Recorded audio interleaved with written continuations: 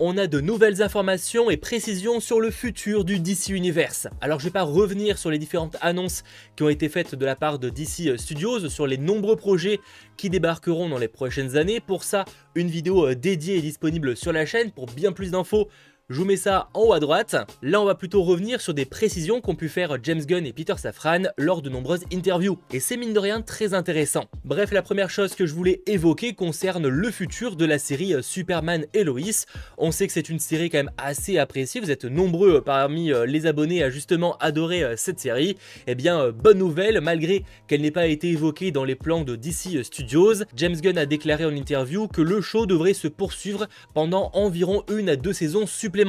Bref, non, à première vue, le sort de cette série n'est pas impacté par DC Studios. Par contre, qui pourrait l'être, même si pour l'instant pareil, pas plus d'informations, on a la série DC Comics Gotham Knights. Alors, pour le coup, elle est beaucoup moins attendue, elle sera diffusée sur la CW et ils n'ont tout simplement pas répondu à la question. De mon avis, en fait, ils vont surtout attendre de voir les premiers retours sur le show, que ce soit critique ou en termes d'audience, et voir si la CW est intéressée par renouveler la série. Autre projet qui a été évoqué, cette fois c'est annulé mais pour le coup c'est pas vraiment nouveau, c'est le film Batgirl, donc par les réalisateurs de Bad Boys for Life, avec l'actrice Leslie Grace ou encore Michael Keaton dans le rôle du Batman, ou même Brendan Fraser en grand méchant. Vous savez sûrement que ce film, qui devait à la base sortir sur HBO Max, qui a coûté environ 70 millions de dollars, a été annulé de la part de Warner Bros Discovery, officiellement pour des raisons fiscales. Eh bien, Safran a pu aborder le sujet, il a déclaré: j'ai vu le film, il y avait beaucoup de gens incroyablement talentueux devant et derrière la caméra dans ce film, mais ce n'était pas libérable. Il précise tout de même qu'il a eu l'occasion de discuter avec les deux réalisateurs du film et qu'ils espèrent qu'ils pourront retravailler avec eux. Après, si ça doit arriver, patience, parce que ces deux derniers viennent de signer pour un nouveau film Bad Boys, donc si ça doit arriver, ce ne sera pas tout de suite. En parlant au réalisateur, vous savez qu'un film Something a été confirmé. Eh bien, le réalisateur James Mangold, à qui l'on doit Logan ou encore Le Mans 66 ou même prochainement le nouveau film Indiana Jones, a posté cette photo quelques heures après les annonces. Alors rien de plus, est-ce que ça tease qu'il aimerait travailler sur le projet, qu'il y a déjà des discussions? On sait que James Mangold a déjà été approché et a eu des échanges avec James Gunn et Peter Safran pour s'occuper d'un nouveau projet DC Comics. Peut-être s'agira-t-il de Swamp Thing. En vrai, c'est un excellent réal, il y a beaucoup de potentiel avec ce film d'horreur, donc sur le papier je suis carrément chaud. Après, attendons une annonce officielle. De toute façon, si c'est pas lui, moi je suis chaud pour Guillermo del Toro ou James Wan. L'un des trois, ça me va pour réaliser ce film. D'ailleurs, en parlant de réalisateurs, ils ont également confirmé que Ben Affleck, Andy Muschietti et bien d'autres sont déjà en cours de discussion pour s'occuper de nouveaux projets du côté de DC. Par ailleurs, une question qui pourrait se poser, c'est qu'on sait que des scénaristes ont été engagés pour s'occuper en fait de préparer cet univers DC Comics. Et bien parmi la liste de ces personnes, on retrouve Crystal Henry qui a bossé sur la série Watchmen, Christina Hodson qui a bossé sur le film The Flash, le réalisateur et scénariste Drew Goddard, Jeremy Slater qui a bossé dernièrement sur la série Marvel Moon Knight, et on sait également que le créateur de comics Tom King est impliqué. On lui doit notamment le comics Supergirl Woman of Tomorrow, qui va dans ce cas-là servir d'inspiration pour l'un des films.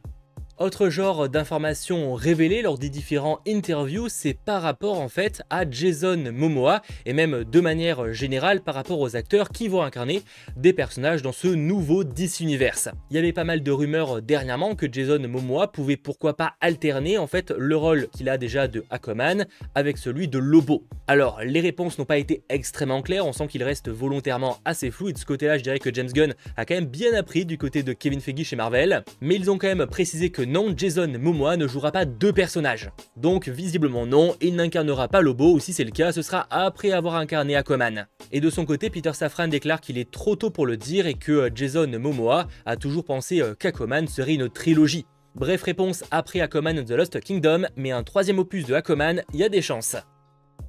En revanche, même s'il n'est pas apparemment prévu qu'on ait un même acteur qui incarne deux personnages, il arrivera qu'on ait un même personnage incarné par deux acteurs, et ça entre autres grâce au multivers et à la bannière Elseworld. Ce sera le cas de The Batman, qui sera à nouveau incarné par Robert Pattinson, là où dans le film Batman du DC Universe, ce sera un nouvel acteur, pas Ben Affleck.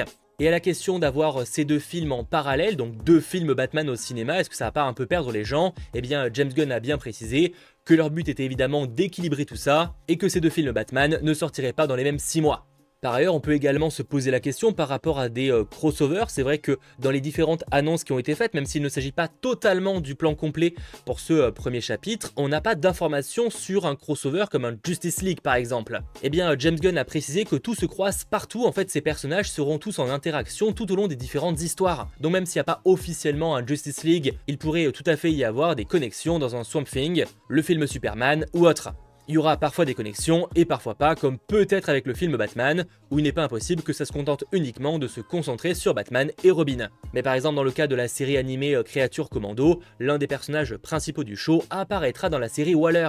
Car s'il y a bien un élément sur lequel les deux ont ultra insisté, c'est qu'ils veulent un univers connecté et que tout est prévu. Donc même si pour l'instant tout ça n'est pas extrêmement clair, il faudra attendre que tout ça sorte. Et en parlant sortie, on pourrait se poser la question, mais combien de films DC Comics on aura par an en termes de films, mais également en termes de sorties séries? Là où par exemple du côté de Marvel Studios, on varie entre 3 à 4 films par an, cette année du côté de DC, exceptionnellement, on aura 4 films, ce qui est quand même énorme. Il semblerait que pour l'instant, le studio vise environ 2 sorties de films par an, avec 2 séries HBO Max par an de nouveau. Quelque chose qui a des chances d'arriver en 2025 avec le film The Batman Partie 2 et Superman Legacy. Et on imagine qu'il y aura également 2 séries, mais à voir lesquelles. Autre information, juste avant je vous parlais de multivers, ça peut paraître un petit peu bizarre, mais en fait il faut comprendre que le DC Universe est déjà un multivers en soi. On aura d'un côté l'univers principal, celui de la continuité avec les projets directement gérés par James Gunn et Peter Safran, et on aura Elseworlds qui regroupe d'autres univers totalement différents avec The Batman ou encore Joker Folia 2. On peut donc imaginer, vu l'absence de Henry Cavill ou encore de Ben Affleck dans le rôle du Batman, que cet univers principal sera en fait un univers différent de celui du DCEU. Surtout que Peter Safran a déclaré que malgré la fin du film The Flash, dont on n'a pas encore la connaissance, ils n'avaient rien eu à faire pour mettre en place leur univers. Et tant qu'on parle univers, on sait maintenant que le but de James Gunn et Peter Safran, c'est de tout connecter, que ce soit l'animation, le live action avec les films et séries, mais également les jeux vidéo. Et ça, c'est quelque chose qui a beaucoup interrogé, parce que oui, du côté par exemple de Star Wars, les jeux vidéo Star Wars qui sortent dernièrement sont canons avec le lore, mais ça reste assez compliqué à faire, et dans le cas d'un univers comics, ce serait la première fois Marvel Studios ne l'ayant même pas essayé. James Gunn a un petit peu expliqué la chose en décrivant le fait par exemple qu'on aura un film Superman qui va sortir, quelques années après on aura le film Supergirl, et qu'on pourrait se poser la question, mais que s'est-il passé entre ces deux moments? Eh bien, pour explorer cette période, il pourrait par exemple sortir un jeu vidéo crypto qui se situerait entre les deux films. Maintenant à voir si ce sera réussi parce que le développement d'un jeu vidéo ne prend pas le même temps qu'un film, donc ce sera un vrai challenge. On en revient sur des détails beaucoup plus en vrac, je peux vous dire que la série Waller se passera en fait entre la première saison de Peacemaker et la seconde qui est toujours d'actualité visiblement.